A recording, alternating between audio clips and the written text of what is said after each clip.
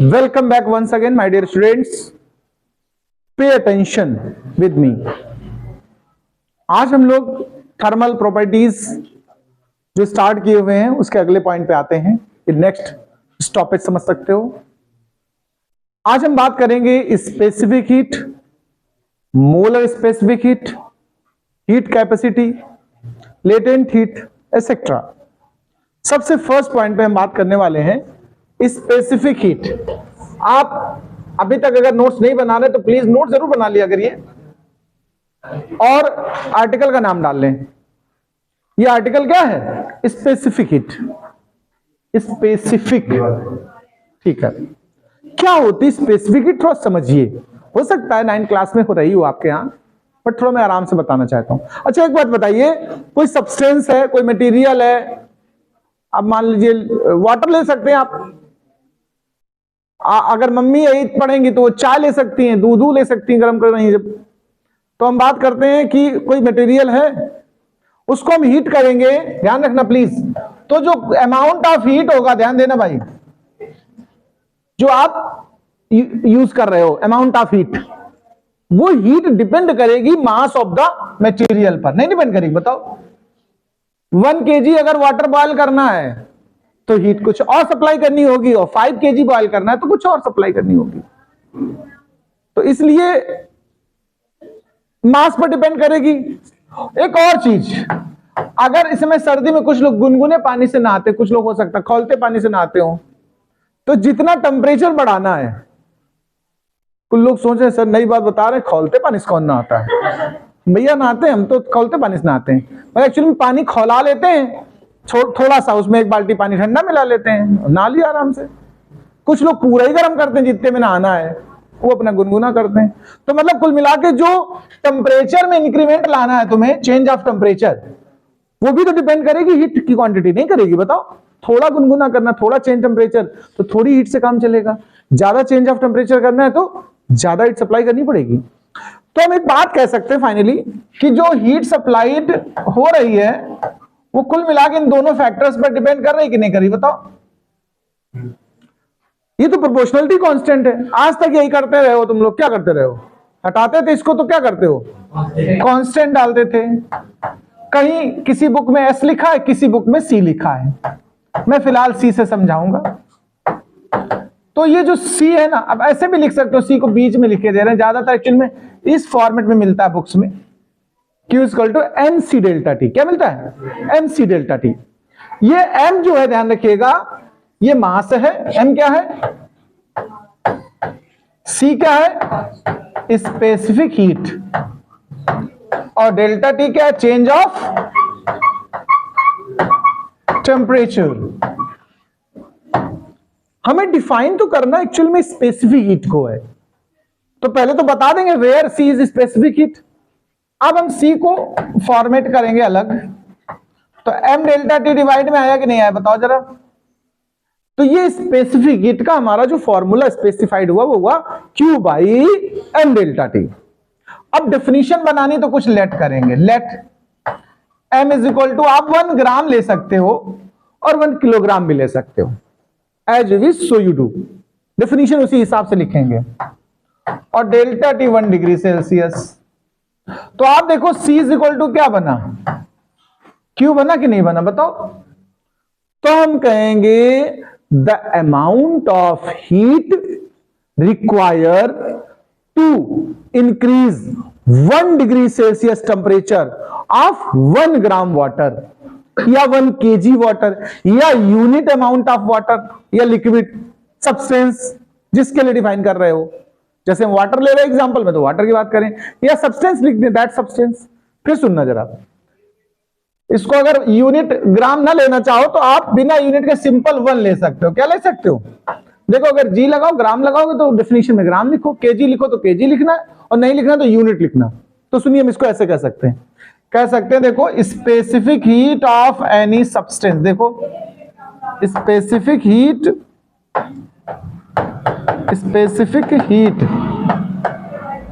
Of any substance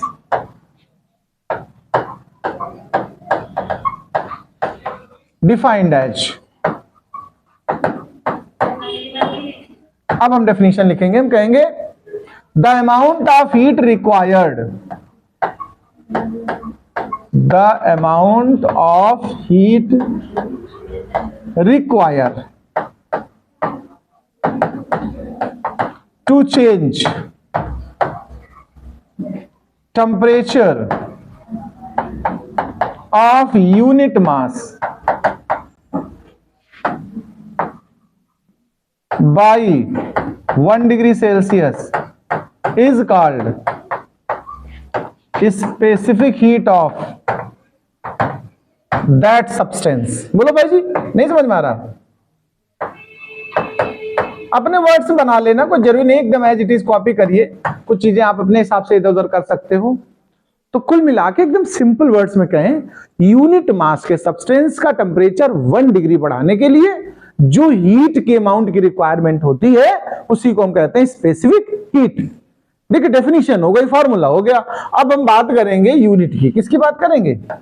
अगर इसकी unit आपसे कोई पूछ दे एग्जाम में, मान लीजिए, ऐसी सब बातें आती हैं, बाहर से कुछ नहीं आएगा। कोई ऐसा थोड़ा कि मून की स्ट्रक्चर पूछ देंगे इस टॉपिक में।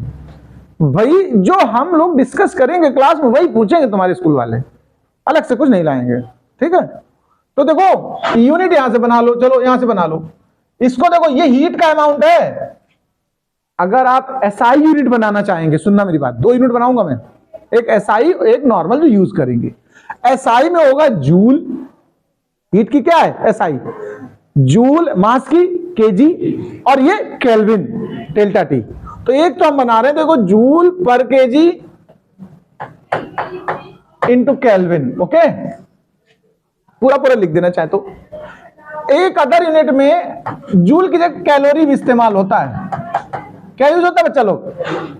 हाँ, इसके साथ मोस्टली ग्राम लिखा जाता है, ध्यान रखिएगा, और पर डिग्री सेल्सियस। तो ये यूनिट ऑफ डायमेंशन भी बना लो यार, इतनी मेहनत करी तुमने तो डायमेंशनल फॉर्मूला बना लो। अच्छा, तो जूल का डायमेंशनल फॉर्मूला क्या होता है तुम्हें याद आया? ml/T-2। और ग्राम यानी मास का क्या हो गया m, और टेम्परेचर का थीटा या केल्विन। तो m तो काट दो, m तो काट दो पहले। तो देखो L2T-2 थीटा इनवर्स। अगर आपको थीटा अच्छा नहीं लग रहा है तो L2T-2 K इनवर्स नहीं लिख सकते? बताओ, नोट कर डालो इतना। देखो एक चीज और ध्यान रखना, यहां जब स्टार्टिंग करेंगे तो हमें यह लिखना पड़ेगा कि amount of heat require to raise the temperature depends on, या ये लाइन थोड़ा ऊपर लिख लेना, amount of heat require to change the temperature of any substance depends on following factors। अब आप लिखेंगे फर्स्ट फैक्टर और सेकंड फैक्टर, ये मास है और ये चेंज ऑफ टेम्परेचर। अब नोट कर लो भाई लोग, नोट कर डालो। अब हम लोग बात करते हैं मोलर स्पेसिफिक हीट के लिए। आर्टिकल डालिए मोलर स्पेसिफिक हीट। जैसे अभी पीछे हमने स्पेसिफिक हीट डिस्कस की ना, उसमें हमने मास को यूनिट बोला, 1 kg बोला, 1 ग्राम बोला। अगर वहां 1 मोल कर दोगे, क्या 1 मोल, तो वो हो जाएगी क्या मोलर स्पेसिफिक हीट। जरा देखना क्या वेरिएशन करना है, मुझे ध्यान से समझना बात को। मैंने बोला ध्यान से सुनिए प्लीज, डेफिनेशन सुनिए। Specific heat of any substance is defined as the amount of heat required to change temperature of unit mass, काट दो, 1 मोल ऑफ, हाँ 1 mole of substance, okay, by 1 degree Celsius is called molar specific heat. इसको क्या बोलेंगे? Molar specific heat. Heat तो लिखा ही है पहले से। Of that substance. बोलो इतना समझ में आया? पहले बताओ, मैं चेंज बता रहा हूं, क्या क्या चेंज आना, प्लीज सुनते जाओ, नहीं तो बाद में हमसे ना कहना आके। यहां जो फॉर्मूला था सुन लीजिए, यहां मास नहीं आएगा, नंबर ऑफ मोल आएगा, यानी फॉर्मूला हमारा थोड़ा बदल जाएगा मोलर के लिए। तो C आ जाएगा हमारा Q by number of mole को आप N से डिनोट करें या म्यू से डिनोट करें, दो सिंबल यूज करते हैं ना लोग, तो N डेल्टा T कह सकते हो आप, क्या कह सकते हो। तो यूनिट में भी वेरिएशन आ जाएगा, देखो जहां kg था वहां क्या आ जाएगा, यूनिट में क्या आ जाएगा बताओ, जूल पर मोल और इनटू में केल्विन। बोलो भैया लोग, बात बाकी आप समझदार हो। ये वेरिएशन है, तो दोबारा से यहां से पूरा ऐसे नोट करते चले जाओ, इतना वेरिएशन चेंज कर लो। चलो देखो, ये मोलर जो स्पेसिफिक हीट है, इसकी 2 कैटेगरी होती है, ध्यान रखिएगा। एक होती है molar specific heat for constant volume, और एक होती है molar specific heat for constant pressure. ध्यान रखिए, दो होती हैं, at constant volume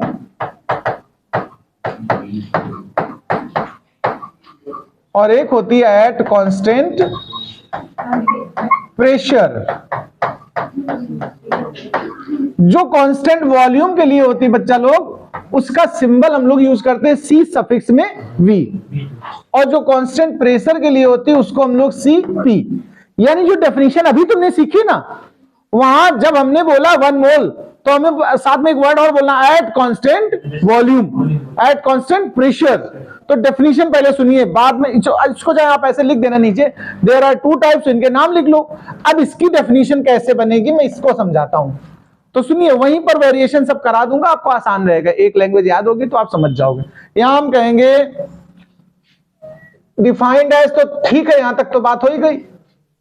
the amount of heat required, ध्यान से सुनना बेटा, अब क्या क्या इसमें एक्स्ट्रा बढ़ेगा। मैं कांस्टेंट वॉल्यूम और कांस्टेंट प्रेशर के लिए बोल रहा हूं।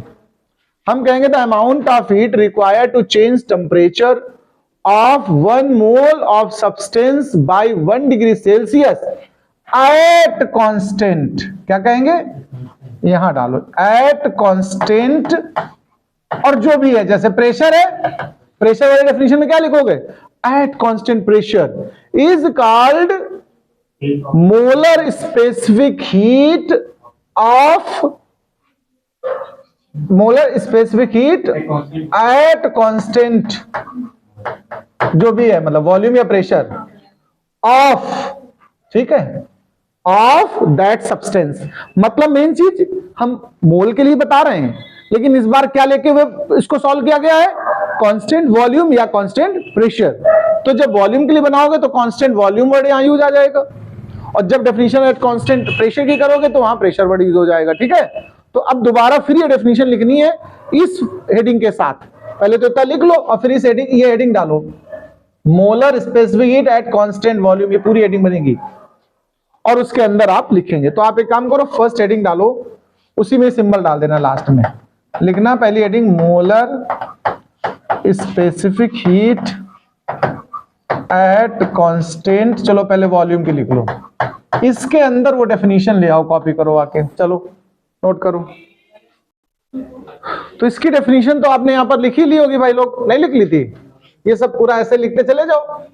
The amount of heat required to change temperature of 1 mole of substance by 1 degree Celsius at constant volume, अभी constant volume के लिए बताया जैसे मैंने, ठीक है, of that substance, ठीक है। अच्छा, फिर हम कहेंगे, ये तो बात हो गई। अब दोबारा हम लोग यही कांस्टेंट प्रेशर हेडिंग डालेंगे, तो तब यहां पर यूज कर देंगे इस जगह, क्या हम लोग बोलेंगे, कांस्टेंट प्रेशर है ना, is known as specific heat, molar specific heat at constant pressure. अगली बार में इन दोनों जगह क्या वर्ड यूज करोगे आप, प्रेशर, ध्यान रखना, जहां वॉल्यूम यूज किया था और प्रेशर यूज हो जाएगा।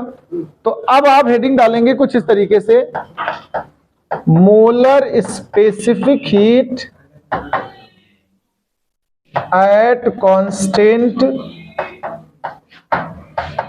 प्रेशर। सिंबल जरूर लिख लेना कि किसको किस वाले सिंबल, जैसे ये सीपी से डिनोट किया जाता है और ये सीवी से, तो अब इसकी डेफिनेशन हम लोग इस तरह बनाएंगे, देखो हम कहेंगे the amount of heat required to change temperature of 1 mole of substance by 1 degree Celsius at constant, अब क्या आ गया यहां वर्ड प्रेशर, ठीक है, of that substance is known as molar specific heat at constant pressure. अब क्या आ गया, प्रेशर लिखा तो है, ठीक है, eight constant pressure, okay, note कर डालो, it is denoted by CP. देखो अब नेक्स्ट टर्म पे अब हम लोग पढ़ेंगे, नाम है इसका हीट कैपेसिटी, या फिर इसी को बोलते हैं थर्मल कैपेसिटी। देखो स्पेसिफिक हीट और इसमें थोड़ा डिफरेंस है। स्पेसिफिक हीट में हम कितना भी टेम्परेचर रेज कर सकते हैं, डेफिनेशन जरूर हमने 1 डिग्री के लिए किया है, लेकिन इसमें कंपलसरी के बस 1 डिग्री ही बढ़ाना है मुझे। यानी हम कह सकते हैं, देखो इसकी डेफिनेशन ऐसे आएगी, the amount of heat, the amount of heat required to change the temperature of any substance, the temperature of any substance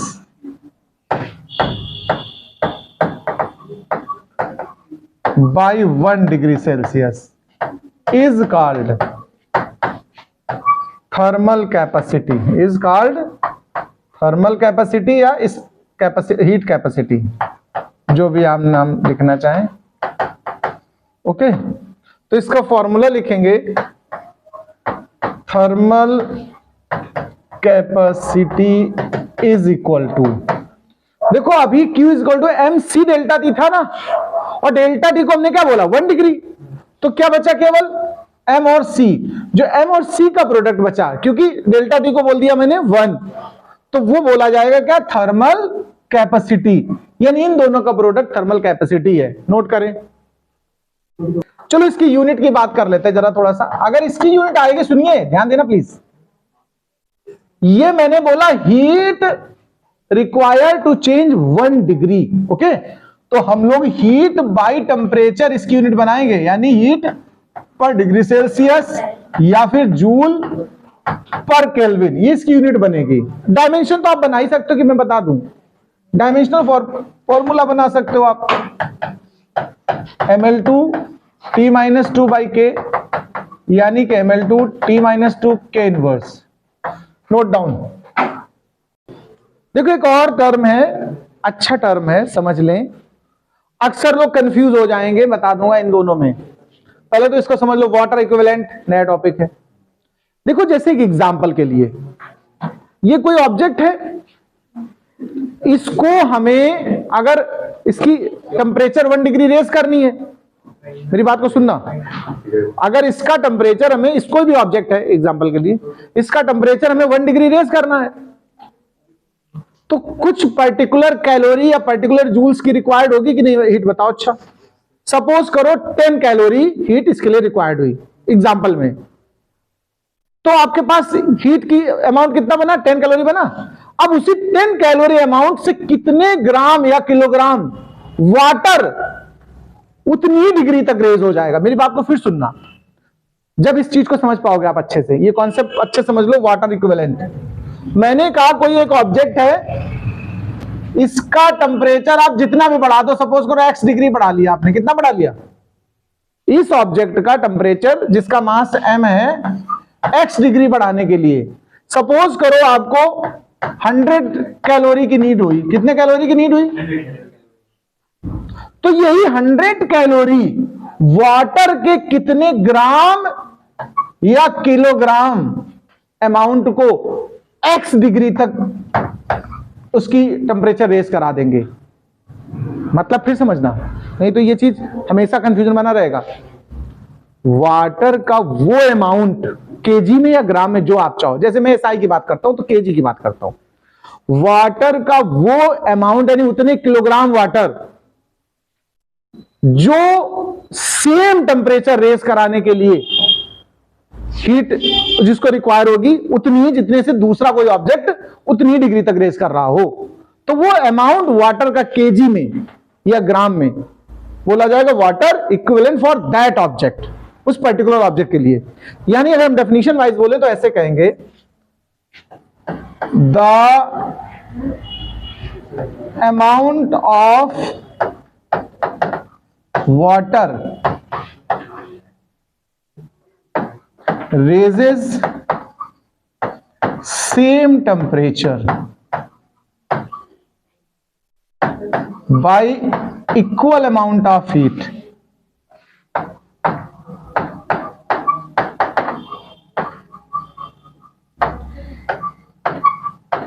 which require same change in temperature of any substance। इसको हम अगर बोलेंगे water equivalent, formula यही बनेगा। Water equivalent का जो formula बनेगा वो एम और सी का प्रोडक्ट ही है। देखो हीट कैपेसिटी में किसका किसका प्रोडक्ट है, देखो एम और सी का है, लेकिन इसकी यूनिट हमने क्या बोली है, कैलोरी पर डिग्री सेल्सियस। और ये जो वाटर इक्विवेलेंट है इसका भी फार्मूला एम और सी, लेकिन इसकी यूनिट केजी होगी। क्या होगी, केजी या फिर ग्राम। मतलब जिस भी ऑब्जेक्ट को आपने, जैसे ये कोई ऑब्जेक्ट था, इसका टेम्परेचर 10 डिग्री बढ़ाना है, मुझे कितना बढ़ाना है, तो इसके लिए हमें 50 जूल चाहिए। 10 डिग्री बढ़ाने के लिए 50 जूल चाहिए। तो वो 50 जूल कितने किलोग्राम वाटर का टेम्परेचर 10 डिग्री बढ़ा देगा, ये मतलब समझ रहे हो, नहीं समझ पाए हो? यानी जितना टेम्परेचर इसका बढ़ाना है उतना ही टेम्परेचर वाटर का बढ़ाना है। जितनी हीट इसको दी उतनी हीट वाटर को दो, तो कितने अमाउंट वाटर के साथ ऐसा हो पाएगा। समझ पाए कि नहीं समझ पाए? उसको हम बोलते हैं वाटर इक्विवेलेंट, यानी वाटर के मास को बोलते हैं। जितने किलोग्राम मास का टेम्परेचर कोई हीट बढ़ा दे सेम अमाउंट जितना दूसरे ऑब्जेक्ट को दिया गया, तो उस ऑब्जेक्ट के लिए वाटर इक्विवेलेंट। यानी अगर उस ऑब्जेक्ट को ना गर्म करते उतनी हीट से, तो कितने केजी वाटर को सेम टेम्परेचर तक बढ़ा सकते थे आप। ठीक है, तो यानी वो वाटर के अमाउंट को बोला गया है। भले ही फॉर्मूले के हिसाब से मास और सी का प्रोडक्ट दिख रहा है तुम्हें, लेकिन यूनिट वाइज हम क्या बोलते हैं इसको, केजी। ये जरूर ध्यान रखना, ये हमेशा कंफ्यूज करते हैं दोनों पॉइंट। यहां वाटर का अमाउंट लिया जाता है, मैग्नीट्यूड, ये वाटर का केजी मतलब ग्राम या केजी। ठीक है, नोट करें। चलिए नेक्स्ट पॉइंट है हमारा कैलोरीमेट्री। ये कैलोरीमेट्री क्या है, देखो दो टर्म से बना, कैलोरी और मेट्री। यानी फिजिक्स की वो ब्रांच जो हीट से डील कर रही हो। किससे, जिसमें हीट के बारे में स्टडी की जाए, उसको हम क्या करेंगे, कैलोरीमेट्री। जिसमें हम लोग हीट को मेजर कर रहे हो, तो हम कह सकते हैं दैट ब्रांच ऑफ फिजिक्स। मेट्री मतलब मेजरमेंट होता है कि नहीं, बताओ। तो that branch of physics in which we study about measurement of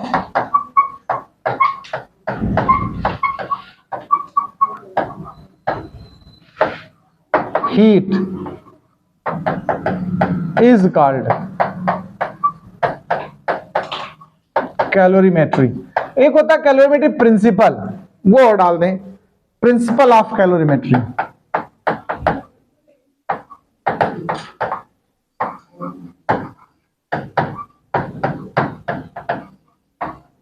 ये कैलोरीमेट्री का प्रिंसिपल क्या है, जरा इसको समझ लें।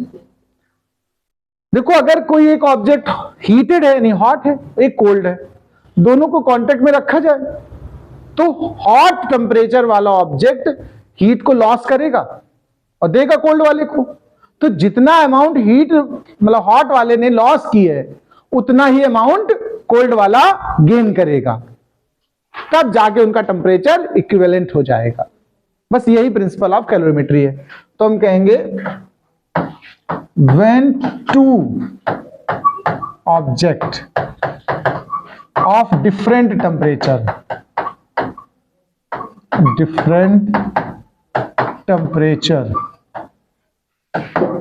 kept in contact, then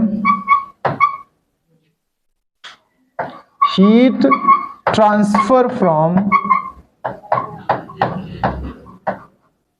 higher temperature object to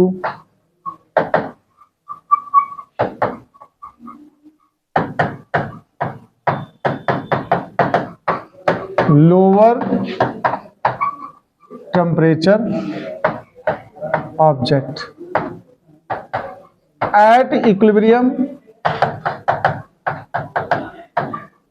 both have same temperature both have दोनों का धीरे धीरे टेम्परेचर सेम हो जाए कि नहीं बताओ same temperature now heat loss is equal to heat gained बोलो भाई जी एक ने लॉस किया उसका अमाउंट और दूसरे ने गेन किया उसके अमाउंट की वैल्यू बराबर होनी चाहिए कि नहीं बताओ इक्वल होनी चाहिए कि नहीं बताओ जैसे मास वाइज देखे तो हम कह सकते हैं देखो mc डेल्टा टी होता है ना तो m1 इसका मास है पहले ऑब्जेक्ट का इसकी स्पेसिफिक हीट को हम c1 कह दें और इसका जो इनिशियल टेम्परेचर था वो t1 था और फाइनल जो होगा वो दोनों का इक्वल होगा उसको हम t लेट करेंगे तो एक फॉर्मूला इस तरह बनेगा देखो mc और डेल्टा टी की जगह हो जाएगा t1 माइनस टी ऐसे दूसरे ऑब्जेक्ट के लिए कहें तो m2 c2 और t माइनस t2 क्योंकि ध्यान रखना हमने यहां पर जो t1 है यानी पहला टेम्परेचर जो हॉट वाला है वो ग्रेटर है t1 और t उससे छोटा है और T2 सबसे छोटा है यानी एक हॉट था एक कोल्ड था दोनों मिला के रखोगे तो बीच का टेम्परेचर कोई आएगा बोलो उसको T बोला हुआ है ठीक है इस तरह से आप नोट कर ले